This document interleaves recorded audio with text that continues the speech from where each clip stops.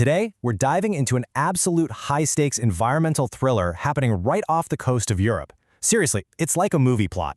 We're going to explore this hidden danger that's literally been silently accumulating for decades, turning one of our most beautiful bodies of water into a highly volatile, ticking time bomb.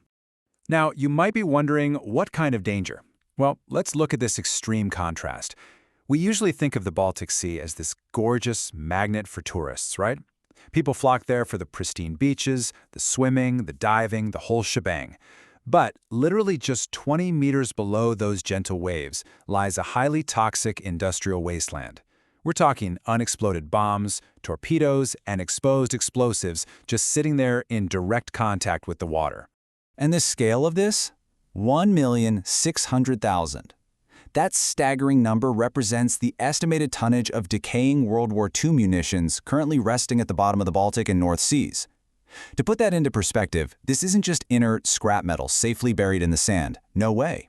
This is an active arsenal of chemical and conventional weapons, and it's slowly crumbling, rusting, and reacting with the marine ecosystem every single day. Which brings us to part 1, a toxic underwater graveyard, the silent threat lurking below.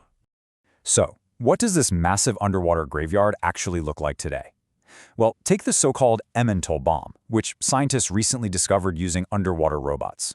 This is a V-1 flying bomb warhead, an actual Nazi cruise missile.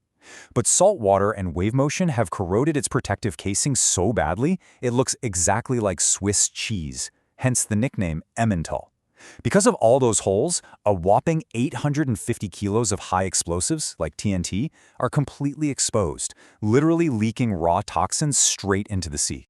The crucial takeaway here is that this isn't just an explosive threat, it's a compounding ecological crisis. It's devastating marine life. Scientists are finding completely unsafe levels of highly toxic compounds like TNT and RDX in the water and the sediment. These toxins are carcinogenic and cause severe genetic damage. Just to give you an idea, flatfish living in these munition zones, they are 4 times more likely to develop liver tumors than those in clean waters. 4 times! And guys, the danger actually reaches the shore too. Lumps of white phosphorus from incendiary bombs wash up on beaches all the time. They look exactly like amber, which creates this fatal confusion for beachgoers because phosphorus ignites at body temperature and burns at an unstoppable 1,300 degrees Celsius. Just terrifying. So how did this all happen? Part 2, Forging the Graveyard. To truly grasp the massive scale of this problem, we've got to do a quick historical flashback to the absolute chaos of the 1940s. The buildup of this underwater arsenal actually began in July 1941 with the German ship Tannenberg, which sank after a fatal miscalculation involving a staggering 1,600 mine barrier. Then, skip to July 1944. Allied forces executed this massive rolling bombardment on the naval base of Kiel. In just 25 terrifying minutes, they dropped 3,000 heavy bombs. Many of these landed in the water as unexploded duds, but the huge spike? That happened between 1945 and 1949. After the war, the victorious Allies faced actual mountains of unused German weapons. To disarm Hitler's Germany on an industrial scale, directives ordered these immense stockpiles to simply be loaded onto ships and dumped straight into the ocean. And that brings us to a really critical definition, en route dumping. While the Allies originally designated specific deep-sea dumping zones to avoid fishing and shipping routes, things definitely didn't go to plan. Captains of these disposal barges were paid by the trip, so to save time and money, they would often sail out slowly and haphazardly toss bombs overboard left and right long before they ever reached the official safe zones. This completely explains exactly why so many deadly explosives ended up scattered in shallow waters right next to popular coastlines. All right, let's jump back to the present. Part 3, the ecological time bomb, anatomy of the danger.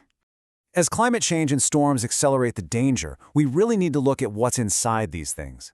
We are dealing with highly volatile components packed inside decaying shells. Beyond TNT and RDX leaking into the food chain, we also have naval explosives like gun cotton and nitrocellulose.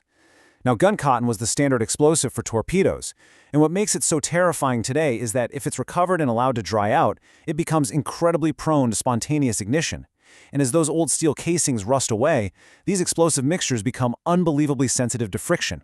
Literally, something as simple as a boat dropping an anchor in the wrong spot could trigger a massive chain reaction today. But hey, there is hope. Part 4. Diffusing the Deep, an unprecedented robotic cleanup. Realizing that ignoring this is no longer an option, Germany is finally stepping up to diffuse the deep.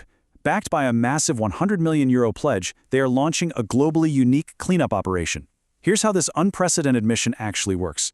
First, autonomous underwater vehicles, or AUVs, map the seafloor to find the bombs. Second, an incredibly delicate tool called the octopus grabber carefully lifts the crumbling weapons.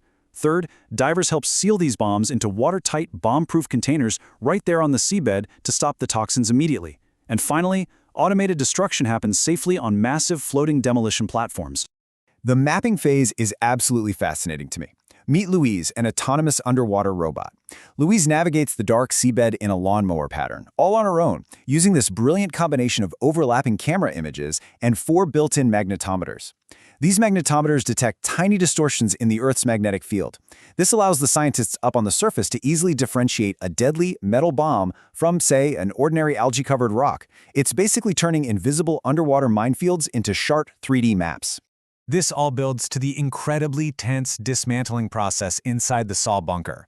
Imagine the head of a G7 torpedo packing 300 kilos of explosives. Because explosives react violently to heat and friction, they use a heavily cooled, remote-controlled giant saw to slice it into 5 segments. It takes an agonizing, slow hour to make just one cut. And the technicians, they sit 200 meters away behind incredibly thick earth and concrete walls, just watching on a remote feed, praying a single spark doesn't blow the entire bunker apart. Which brings us to our final section, Part 5, a race against time. Will we beat the clock? We are in a literal race against time before these thin-walled bombs completely collapse. As scientist Jens Greiner poignantly observes regarding this operation, we're still lucky. It's not midnight yet. We're ahead of the wave, but the wave is coming. And with climate change accelerating the corrosion and severe storms churning the waters, that toxic wave of leaking TNT is gaining speed. The longer we wait, the more fragile these bombs become, and the closer we get to that midnight hour. So, I'll leave you with this final thought for today's explainer. The technology finally exists to clear the seas. We have the robots, the AI, the engineering, the whole package ready to go. But with 1.6 million tons of decaying wartime debris still scattered across the ocean floor, can we defuse this vast underwater arsenal before time finally runs out? Thanks so much for joining us to explore this, and we'll catch you on the next one.